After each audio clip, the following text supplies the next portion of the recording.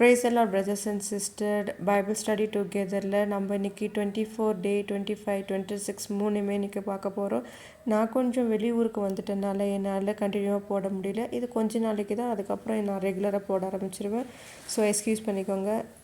டே 24ல் நம்ம லேவிய ராகமம் அதிகாரம் 3 to 6 வரைக்கும் நம்ம பார்க்க போகிறோம். அதில் நம்ம ஃபஸ்ட்டு பார்க்க போகிறது அதிகாரம் 3. இதில் பீஸ் ஆஃபரிங் அதை பற்றி தான் சொல்லியிருக்காங்க. இது என்ன சொல்கிறது கொஞ்சம் டீட்டெயிலாக பார்க்கலாம் வாங்க. இதில் இந்த வகையான பலிகளை கடவுளுக்கு சமர்ப்பிப்பதற்கான குறிப்பிட்ட விதிமுறைகள் மற்றும் நடைமுறைகள் விவரிக்கும் கூட்டுபலி, ஒரு சமூகமாக கர்த்தருடன் ஒற்றுமையை பகிர்ந்து கொள்ளுதல் ஆகியவற்றின் கருத்தை வலியுறுத்துகிறது. மற்றும் அங்கு பலியிடுபவர் தியாக உணவில் பங்கேற்பார் மற்றும் இது அவர்களுடன் கர்த்தரின் நெருங்கிய உறவை குறிக்கிறது. இன்னும் தெளிவாக சொல்லணும்னா, முதன்மையாக சமாதான பலி மீது கவனம் சொல்லுகிறது. இது பல பைபிள் பதிப்புகளில் பெரும்பாலும் கூட்டுபலி என்று மொழிபெயர்க்கப்பட்டுள்ளது. இது தியாகத்தின் மூலம் கடவுளுடன் பகிரப்பட்ட ஒற்றுமையை குறிக்கிறது. நம்ம 4வது அதிகாரத்தை பார்த்தலாம். அதிகாரம் 4ல் பாதிரியார், சமூகம் அல்லது தனிப்பட்ட தலைவர் போன்ற பல்வேறு குழுக்களால் செய்யப்படும் வேண்டுமென்றே அறியாமல் செய்த பாவங்களுக்கு பரிகாரம் செய்வதற்கான நடைமுறைகளை விவரிக்கும் பாவ நிவாரண பலி தொடர்பான வழிமுறைகளில் முதன்மையாக கவனம் செலுத்துகிறது. அதிகாரம் 5 கில்ட் ஆஃபரிங்கை பற்றி சொல்லுது. அதாவது ஒருவர் தற்செயலாக ஒரு பாவத்தை செய்து குற்றவாளியாக மாறும் சூழ்நிலைகளில் முதன்மையாக கவனம் செலுத்துகிறது மற்றும் அதற்கு பரிகாரம் செய்ய ஒரு குற்றபலி தேவைப்படுகிறது. இவைகள்தான் அதிகாரம் 5. அதிகாரம் 6 மனம் திரும்புதலின் ஒரு பகுதியாக மறுசீரமைப்பு மற்றும் மற்றவர்களுடன் விஷயங்களை சரி செய்வதன் முக்கியத்துவம். பிறகு ஒருவர் இறைவனுக்கு எதிராக பாவம் செய்யும்போது தேவைப்படும் குற்ற பலிகளுக்கான நடைமுறைகளை அத்தியாயம் கோடிட்டு காட்டுகிறது. இவைகள் தான் 6வது அதிகாரம். இப்போ நம்ம டே 25 லேவிய ராகமத்தில் அதிகாரம் 7லேருந்து 10 வரைக்கும் பார்க்க போகிறோம். ஃபஸ்ட்டு அதிகாரம் 7 என்னென்னா different type of sacrificial offering, அதை பற்றி தான் சொல்ல போகுது. இதில் குற்ற நிவாரண பலி மற்றும் சமாதான பலி உட்பட பல்வேறு வகையான பலி செலுத்துவதற்கான விதிமுறைகள் மற்றும் நடைமுறைகளை முதன்மையாக விவரிக்கிறது மற்றும் அவை எவ்வாறு ஆசிரியர்களாலும் அவற்றை அளிக்கும் மக்களாலும் தயாரிக்கப்பட்டு உட்கொள்ளப்பட வேண்டும் என்பதை கோடிட்டு காட்டுகிறது. அடுத்து நம்ம பார்க்க போகிறது அதிகாரம் 8. இதில் ஆரோன் மற்றும் அவரது மகன்களை ஆசாரியர்களாக பிரதிஷ்டை செய்யும் செயல்முறை, துவைப்பது, ஆசாரிய ஆடைகளை அணிவித்தல், எண்ணெய் அபிஷேகம் செய்தல் மற்றும் கர்த்தரை சேவிப்பதில் அவர்களின் புனிதமான பங்கிற்காக அவர்களை தனிமைப்படுத்த குறிப்பிட்ட பலிகளை செலுத்துதல். அடிப்படையில் இது லேவியரின் ஆசாரியத்துவத்தின் சடங்கு நெறிமுறையை கோடிட்டு காட்டுகிறது. Means the commands to Moses, washing and clothing, anointing, sacrifices offered, public ceremony. இவைகள் தான் அதிகாரம் 8. அதிகாரம் 9 என்ன சொல்லுதுன்னா, ஆரோன் மற்றும் அவரது மகன்களின் அதிகாரபூர்வ ஆசாரிய பணிகள் முதல் நாள் மற்றும் அங்கு அவர்கள் பாவ நிவாரண பலிகள் மற்றும் சர்வாங்க தகன பலிகள் மற்றும் சமாதான பலிகள் உட்பட பல்வேறு பலிகளை செலுத்துகிறார்கள்.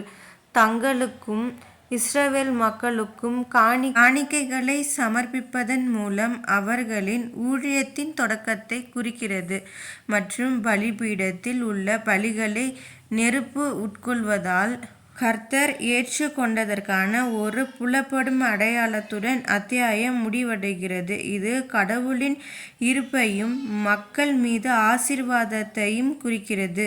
அடுத்து அதிகாரம் 10 ஆரோனின் மகன்களான நாதாப் மற்றும் அபிஹு ஆகியோரின் கதையை சொல்கிறது.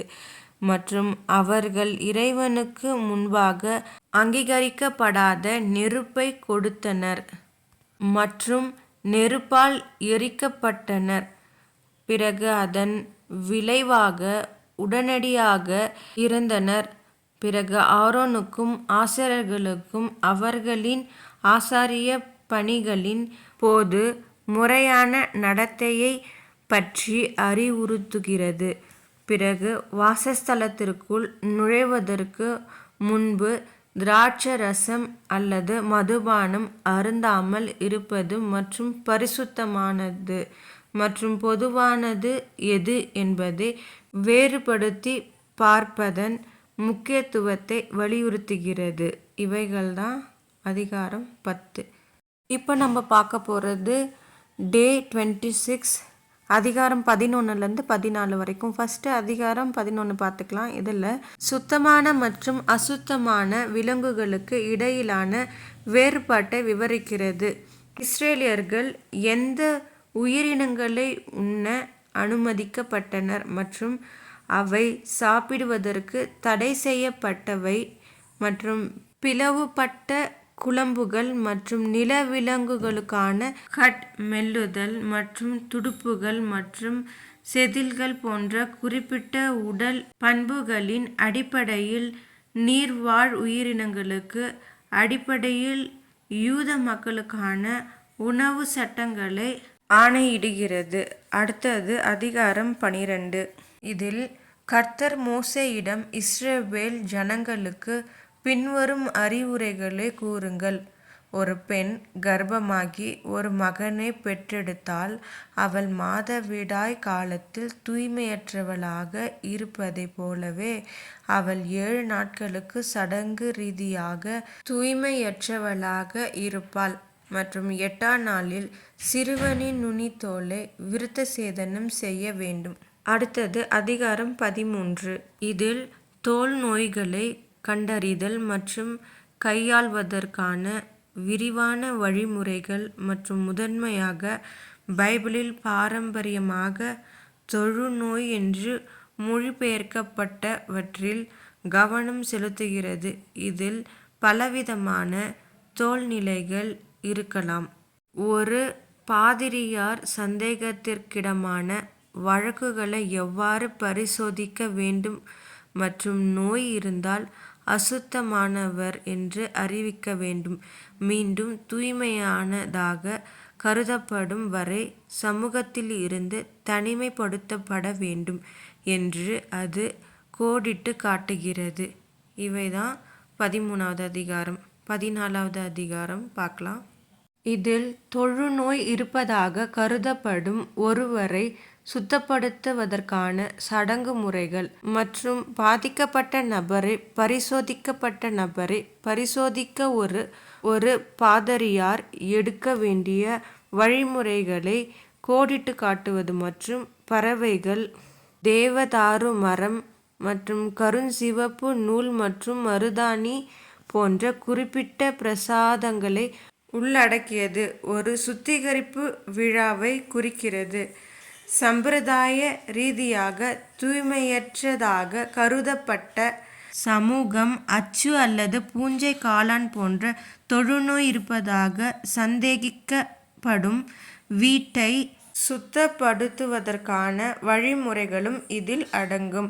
ஓகே பிரதர்ஸ் அண்ட் சிஸ்டர், இதோட நம்ம வீடியோ முடிச்சிக்கலாம். நிறைய பேக் வாய்ஸ் டிஸ்டர்பன்ஸ் இருக்கும், அதுக்காக சாரி. இந்த வீடியோ உங்களுக்கு யூஸ்ஃபுல்லாக இருந்திருக்கும்னு நான் நினைக்கிறேன்.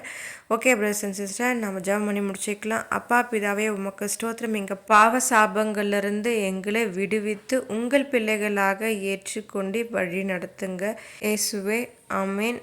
அடுத்த வீடியோவில் பார்க்கலாம். Subscribe my channel.